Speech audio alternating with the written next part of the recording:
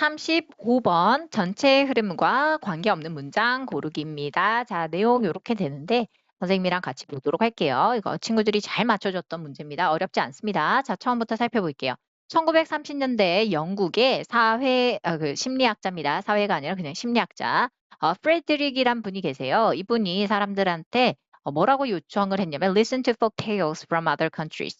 다른 나라의 민간 설화를 듣고 then recalled 상기시켜 보세요. 다시 한번 회상시켜 보세요. 이 이야기를 at a later date.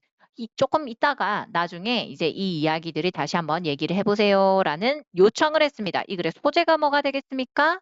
자, 이 글의 소재는 일단 이야기를 듣고 회상하는 거. 자, 일단 사건이죠.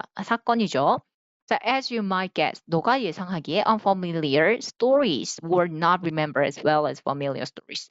자, 친숙하지 않은 이야기는요, 친숙한 이야기만큼이나 잘 기억이 남지 않습니다. 자, 우린 모두는 그렇게 당연히 예측할 수가 있죠. 자, 우리가 이렇게 예상하기로는 친숙하지 않은 이야기들은요, 잘 기억에 남지 않습니다.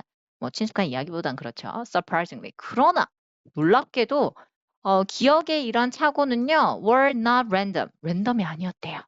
자, 지금, 그러면 무엇에 대해서 얘기를 할까? 이 소재가 이제 확실하게 한 번 더 언급이 됐어요. 기억의 오류는 랜덤이 아니다. 그러면 뭘까? 뒤에서 설명을 해주고 있죠.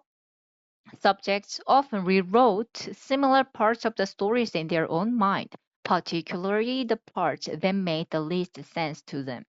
자, 보면 이 피실험자들을 얘기하죠. 다소 피실험자들이 종종 이제 작성을 하는데요. 자, 다시 이야기를 적어보세요 했던 부분은 어떻게 적었냐면 다시 적었습니다.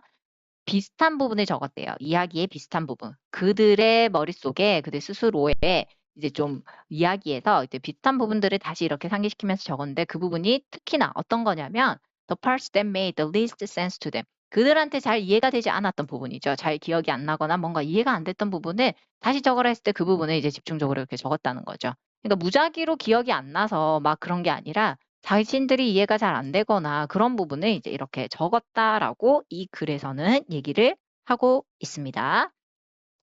자, 그렇죠. 비슷한 얘기들이 그렇게 적힌 거예요. 자, 그다음 여기까지는 내용이 매끄럽게 잘 이어지고 있습니다.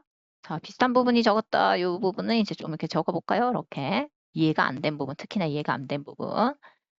자, to attract a wide audience.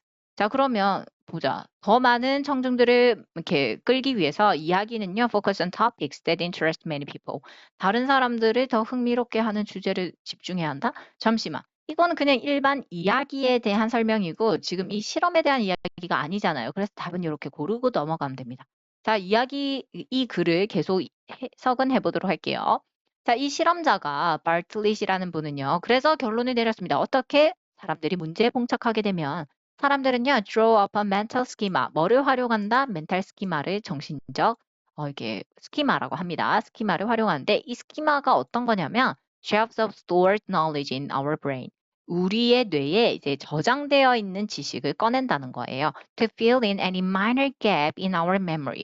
우리의 기억에 최소한의 이런 갭, 작은 이런 갭을 메꾸기 위해서 이렇게 스키마를 활용한다. 그러므로 remembering is an imaginative process that involves building up past experience. 그래서 기억이라는 것은요, 아주 상상력이 풍부한 이런 상상할 수 있는 이런 과정이다. 근데 이것은 무엇을 포함하고 있다? 과거의 기억을 이렇게 축적해서 쌓아 올리는 것을 또 포함하고 있다. 이렇게 보시면 되겠습니다. 그래서 그림을 한번 잠시 살펴보시면 자, 이게 그 실험자가 되겠죠? 실험자가 이렇게 제시를 했어요. 자, 이야기를 듣고 다시 한번 이 부분을 retell 해봅시다. 라고 얘기했습니다.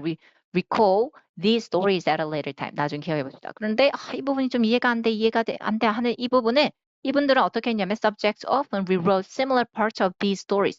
이야기에서 왜 이 기사가 나왔지? 하면서 의문을 갖는 이 부분을 비슷하게 다 적었다는 거죠.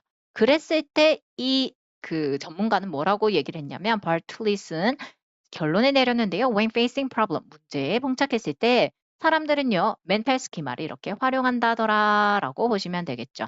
그리고 특히나 무엇을 과거의 경험 요런 거에 이제 요런 것들을 포함하는 하나의 한 과정이더라. 이렇게 보시면 되겠습니다.